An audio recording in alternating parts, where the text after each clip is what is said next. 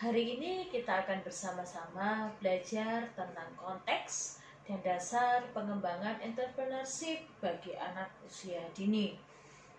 Materi ini akan kita pelajari bersama dalam ranah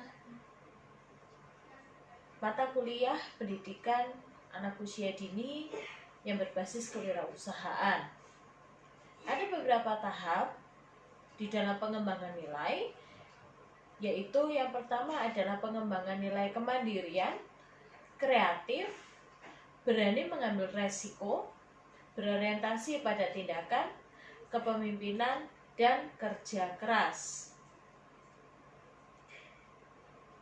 Ada beberapa hal yang akan kita lihat di dalam materi kita hari ini, yaitu yang pertama adalah potensi pengembangan, sekolah berbasis entrepreneurship, faktor-faktor yang mempengaruhi, prinsip-prinsip sekolah berbasis entrepreneurship, dan integrasi program.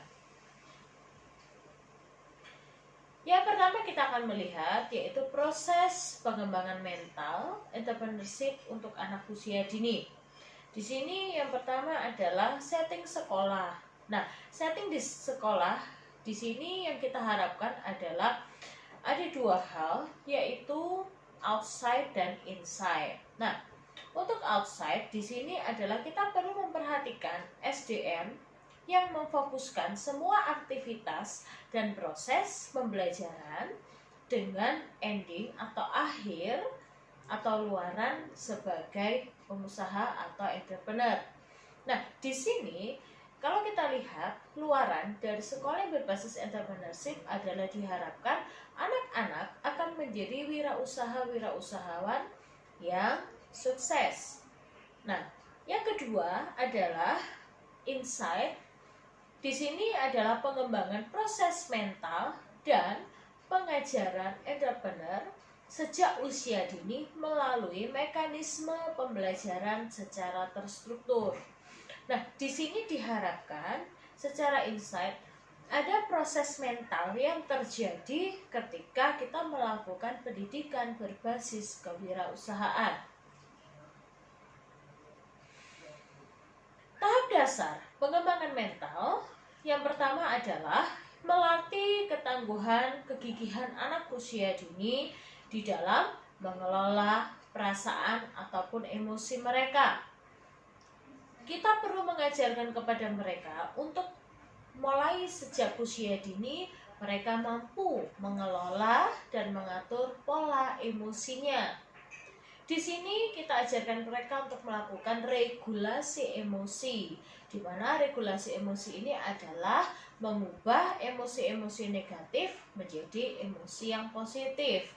Contohnya, ketika mereka merasa sedih, ketika mereka merasa jengkel ataupun marah, kita ajarkan mereka untuk mengontrol emosi mereka sehingga emosi-emosi negatif tidak muncul secara berlebihan, bahkan sampai kepada ranah perilaku. Bahwa di sini bisa kita ajarkan mereka untuk mengontrol emosi mereka dengan mengarahkan kepada verbal atau komunikasi mereka terhadap orang dewasa, baik kepada guru maupun kepada orang tua. Ketika mereka merasa jengkel, ketika mereka merasa sedih, biasakan anak-anak untuk mengkomunikasikan secara verbal terhadap orang yang lebih dewasa. Sehingga hal ini dilakukan dengan tujuan akan memberikan motivasi yang positif dan membuat mereka untuk selalu melihat dan melangkah ke depan. Nah, di sini ketika ada perasaan yang negatif, kita ajarkan mereka untuk mengelola dan mengubahnya menjadi emosi-emosi yang positif. Yang kedua adalah latihlah kreativitas anak usia dini dengan menggunakan kegiatan-kegiatan bermain yang tujuannya adalah menguras energi kreatif mereka. Dengan berbagai macam aktivitas bermain yang kita berikan kepada anak-anak, kita harapkan anak-anak sejak usia dini mampu mengembangkan pola kreativitas mereka di dalam berbagai macam kegiatan, baik secara individu maupun kelompok. Maka di dalam mengembangkan pola kreativitas ini, di dalam setiap aktivitas kita berikan kesempatan bagi mereka untuk bereksplorasi, untuk berimajinasi, dan memberikan kesempatan dan ruang seluas-luasnya bagi mereka untuk menciptakan produk ataupun ide yang baru, yang kreatif, yang bisa kita manfaatkan di dalam kehidupan sehari-hari. Nah, di sini gunanya ketika kita memberikan pola kegiatan atau pola bermain yang kreatif, nantinya mereka akan menjadi pengusaha yang kreatif. Kalau kita lihat di dalam menemukan peluang-peluang bisnis yang kita sebut juga dengan mungkin dasar-dasar startup pada saat ini di dalam semua basic kewirausahaan, itu sangat membutuhkan kreativitas di dalam diri seorang pengusaha. Dan kreativitas itu sejatinya diperlukan di dalam setiap bidang usaha.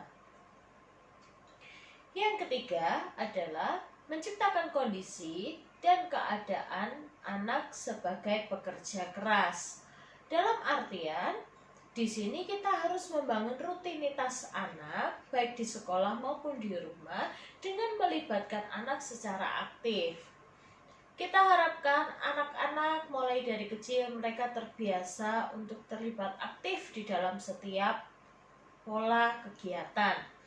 Ya, berikanlah mereka kesibukan, bahkan berikanlah mereka tanggung jawab. Dalam konteks di sini adalah ketika kita melibatkan mereka secara aktif, mereka akan terbiasa untuk bekerja. Mereka akan terbiasa untuk mengembangkan sikap tanggung jawab mereka di dalam mengemban sebuah tugas. Kita libatkan mereka, misalnya kalau di sekolah dengan membersihkan ruang kelas, dengan menata ruang kelas, atau kita libatkan mereka di dalam setiap kegiatan secara bergantian, entah itu membagikan kertas atau membagikan alat permainan, mengatur temannya, dan lain sebagainya. Jika di rumah, kita bisa melibatkan mereka untuk membersihkan rumah, membantu memasak, entah itu yang sederhana, ataupun mungkin membuat mereka di rumah untuk bertanggung jawab atas kamarnya sendiri, misalnya membersihkan tempat tidurnya dan lain sebagainya. Nah, di sini biasakan mereka di dalam bekerja keras tidak harus tergantung kepada reward. Ya, kita semua tahu bahwa anak-anak itu pasti tertarik melakukan sesuatu ketika mereka mendapatkan reward.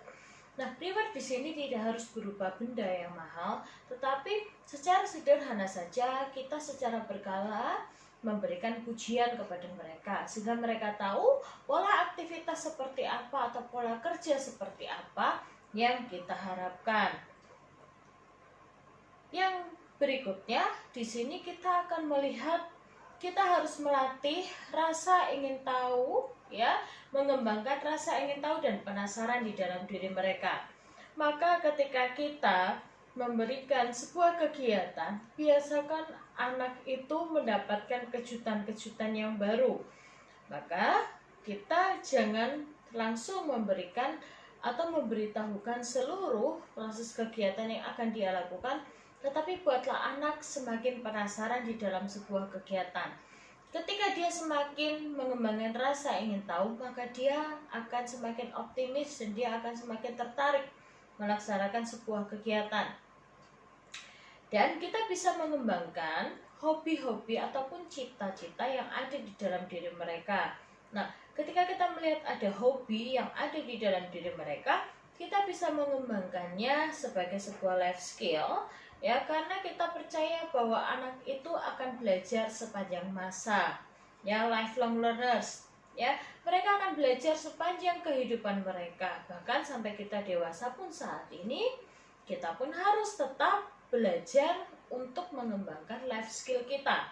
Nah, di sini pada umumnya orang tua itu sudah memiliki rancangan untuk anak.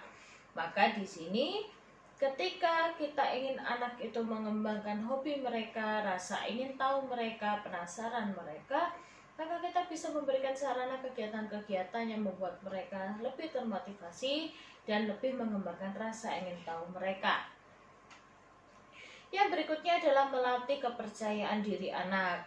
Nah, di sini memberikan figur-figur yang berhasil, ya, memberikan cerita tentang figur yang berhasil.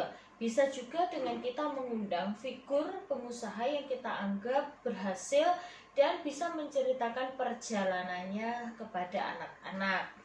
Nah, di sini diharapkan anak-anak akan memiliki contoh figur yang telah berhasil di dalam sebuah usaha dan bagaimana mereka harus melakukan usaha itu dengan penuh kegigihan. Dan di sini mereka akan menghargai ide dan keputusan yang diambil. Nah, di sini kita pun harus menghargai ide dan keputusan yang diambil oleh anak. Kita membuat anak untuk menghargai setiap keputusan yang dia ambil dan kita pun menghargai setiap keputusan yang dia ambil. Contohnya ketika kita memberikan sebuah pilihan kepada anak-anak, maka secara konsekuensi kita harus mengajarkan apa konsekuensi dari setiap pilihan yang telah dia ambil. Ya, sebagai orang tua pun, ya, contohnya ketika kita mengajak anak-anak kita pergi ke sebuah tempat dan dia memilih 2 macam mainan, maka kita bisa katakan bahwa pilihlah satu saja. Nah, di situ kita mengajarkan mereka untuk bertanggung jawab atas setiap keputusan dan pilihannya. Nah, kita tidak bisa memberikan kebebasan begitu saja kepada anak, tetapi kita memberikan konsekuensi, mengajarkan tentang konsekuensi kepada anak dari setiap pilihannya. Dan membuat anak untuk lebih belajar dari setiap pengalamannya. Lalu yang berikutnya melatih empati anak. Nah, di sini buatlah anak untuk lebih terbuka terhadap perasaan dan lebih peka terhadap kondisi kelompoknya. Nah, di sini empati adalah melatih anak untuk berkomunikasi dan mengembangkan rasa peduli, ya, rasa peka mereka terhadap kondisi lingkungan mereka. Nah, di sini ketika kita ingin membangun empati, kita harus membiasakan anak-anak untuk belajar memperhatikan lingkungan sekitarnya, apa yang dibutuhkan oleh lingkungannya.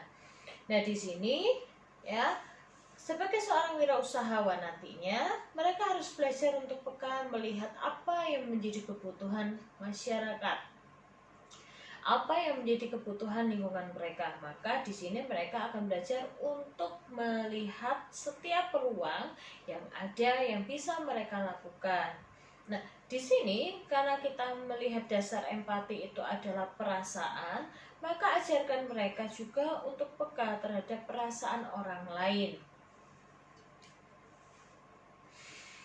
Lalu yang berikutnya adalah melatih amal dan sikap memberi. Nah, di sini sikap memberi adalah sikap yang menyenangkan dan bukan karena kasihan. Nah, di sini adalah kita membiasakan anak-anak untuk mengembangkan sikap saling memberi dan berbagi. Ya, di sini mampu memberikan semua usaha terbaik untuk orang lain, ya. Mereka akan belajar untuk melakukan yang terbaik untuk orang lain. Nah, sikap di sini adalah bukan karena sesuatu yang mereka rasakan bahwa saya merasa iba, saya merasa kasihan, tetapi di sini adalah sesuatu yang menyenangkan yang bisa mereka kembangkan, apa yang bisa saya lakukan untuk membuat orang lain lebih senang atau lebih nyaman. Nah, di sini anak mampu memahami apa yang menjadi tujuan di dalam setiap tindakan mereka. Tujuan saya misalnya membantu teman saya adalah untuk membuat teman saya terbantu atau menyelesaikan setiap tugasnya.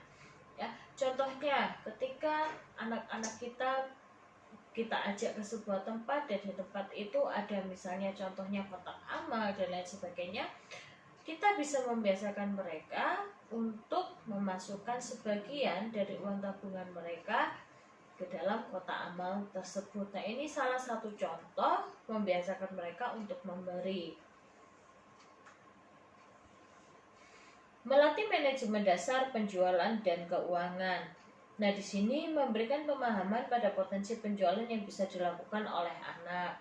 Ya, Contohnya misalnya ketika kita membiasakan anak-anak untuk menjual gitu ya. Menjual ini dalam artian adalah apa yang bisa mereka lakukan bagi lingkungan mereka, ya, potensi penjualan yang bisa mereka lakukan. Nah, contohnya misalnya kita bisa bekerja sama dengan orang tua melaksanakan semacam market day. Jadi orang tua yang melakukan produksi, anak tahu prosesnya paling tidak, dan anak akan melakukan peran sebagai penjual dan ada yang sebagai pembeli. Nah, nanti itu bisa bergantian menjadi penjual dan pembeli di dalam market day. Nah, di sini biasakan anak-anak untuk juga belajar menabung, ya. Kalau di sekolah kita ada koperasi, maka kita bisa membiasakan anak-anak untuk menabung, baik itu di koperasi ataupun di bank. Maka dia akan belajar untuk melatih, ya, untuk terlatih di dalam menyisihkan uang mereka untuk ditabung, ya. Manajemen keuangan di sini adalah kita ajarkan mereka untuk terlatih di dalam manajemen keuangan mereka.